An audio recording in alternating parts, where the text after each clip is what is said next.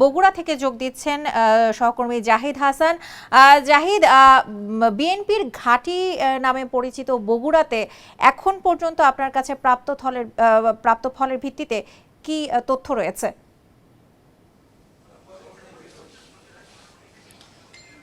আপনি নিশ্চিত বলেছেন, ঠিক বলেছেন যে বগুড়া বিএনপির ঘাঁটি। আর এই বগুড়া যে বিএনপির ঘাঁটি সেটি কিন্তু এবার প্রমাণ করে দিয়েছে বগুড়ার সর্বস্তরের মানুষ, অর্থাৎ নারী পুরুষ সবাই কিন্তু সকাল থেকে বিকাল 4:30 পর্যন্ত কিন্তু এই কেন্দ্রগুলোতে গিয়ে উৎসব মুখর পরিবেশের মাধ্যমে কিন্তু তারা ভোট দিয়েছেন এবং প্রত্যেকটি কেন্দ্রে কিন্তু আমরা দেখেছি বিপুল ভোটে কিন্তু যে ধানের শীষের যে বিজয়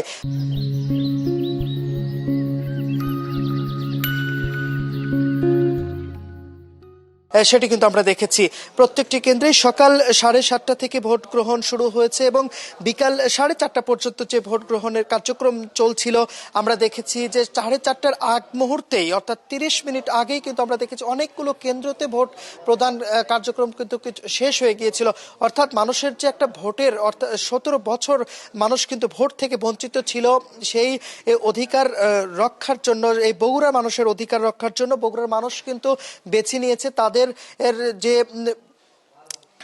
তাদের এলাকার সন্তান তারেক রহমানকে। আপনারা জানেন যে শহীদ রাষ্ট্রপতি জিয়াউর রহমানের জন্মভূমি এই বগুড়া এবং এই বগুড়ার উন্নয়ন কিন্তু দীর্ঘ 17 বছর কিন্তু থেমেছিল এবং সেই উন্নয়নের ধারা অব্যাহত করার জন্য এবং বগুড়া আর মানুষকে এবং বগুড়াকে উন্নত করার জন্য বিএনপির একেই দরকার বলে মনে করেন এই এলাকার মানুষ এবং যার কারণে কিন্তু বগুড়ার মানুষ কিন্তু স্বতঃস্ফূর্তভাবে কেন্দ্রগুলোতে গিয়েছে এবং নারী পুরুষ সবাই কিন্তু উৎসব মুখর পরিবেশের মধ্য দিয়ে তারা ভোট প্রদান করেছে। আমরা যদি আইন শৃঙ্খলার পরিস্থিতির কথা বলতে চাই তো বগুড়ার প্রত্যেকটি কেন্দ্রেই সুষ্ঠুভাবে নির্বাচন হয়েছে।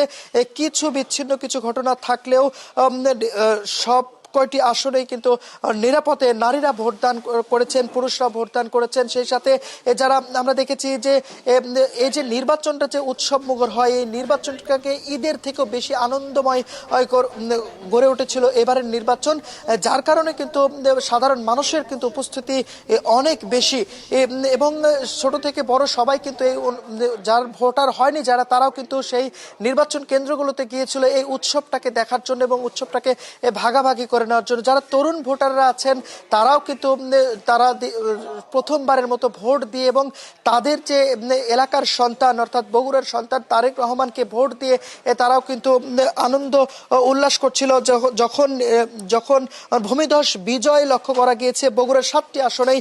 এই যে ধানের শীষের বিজয়, এই বিজয়কে লক্ষ্য করে কিন্তু বিভিন্ন জায়গায় কিন্তু আনন্দ মিছিল করা হচ্ছে এবং আপনারা এখন আমি যেখানে আছি বগুড়া জেলা রিটার্নিং কর্মকর্তার কার্যালয়ে, এখানে কিন্তু একটু আগেই বেশ কয়েকটি আসনের ফলাফল কিন্তু ঘোষণা করা হয়েছে। আপনাদেরকে যদি একটু ফলাফলের বিষয়টা জানাতে চাই, বগুড়া 6 আসনে যেখানে বিএনপির চেয়ারপারসন তারেক রহমান তিনি নিজে এখানে ভোট করছেন, তিনি কিন্তু বিপুল ভোটে কিন্তু পাশ করেছেন, বিজয় অর্জন করেছেন। তার ভোটের সংখ্যা 2,16,284 এবং অপর প্রতিদ্বন্দ্বী প্রার্থী যিনি জামাতের যিনি প্রার্থী ছিলেন আবিদুর রহমান সোহেল, তিনি কিন্তু 9,76,000 দুঃখিত 97,626টি ভোট পেয়েছেন এবং বগুড়া 2 আসন যেটি হেভিওয়েট প্রার্থী একজন রয়েছিল মাহমুদুর রহমান মান্না, তার যে নির্বাচনের যে ভোটের সংখ্যা সেটি কিন্তু মানুষকে হতাশ করে দিয়েছে।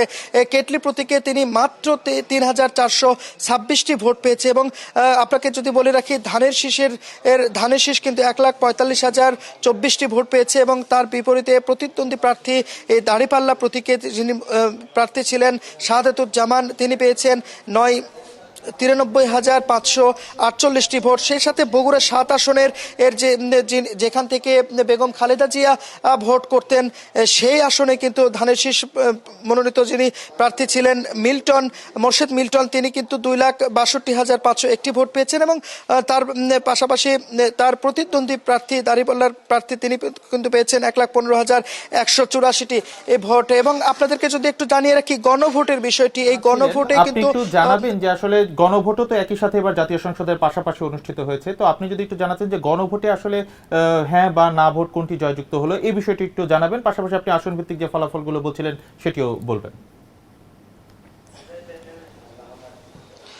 গণভোটের বিষয়টি যেটি বলছিলাম, যে গণভোটে আমরা এখন পর্যন্ত 6টি আসনের গণভোটের তথ্য পেয়েছি। যেমন এখানে ধানের শীষের যেমন ভূমিধস বিজয় হয়েছে, ঠিক তেমনি এই গণভোটে কিন্তু হ্যাঁয়ের যে বিজয় সেটি কিন্তু আমরা দেখতে পাচ্ছি। এখানে 6টি আসনের মোট 11,72,082টি ভোট পড়েছে এই হ্যাঁয়ের পক্ষে, এবং বিপরীতে কিন্তু 3,58,955টি ভোট পড়েছে এই নায়ের পক্ষে। সেই ক্ষেত্রে বলা যায় বগুড়ার মানুষ কিন্তু যেমন ধানের শীষে ভোট দিয়েছেন, তেমনি দেশকে সংস্কার করার জন্য তারা কিন্তু হ্যাঁয়ের পক্ষে ভোট দিয়েছেন।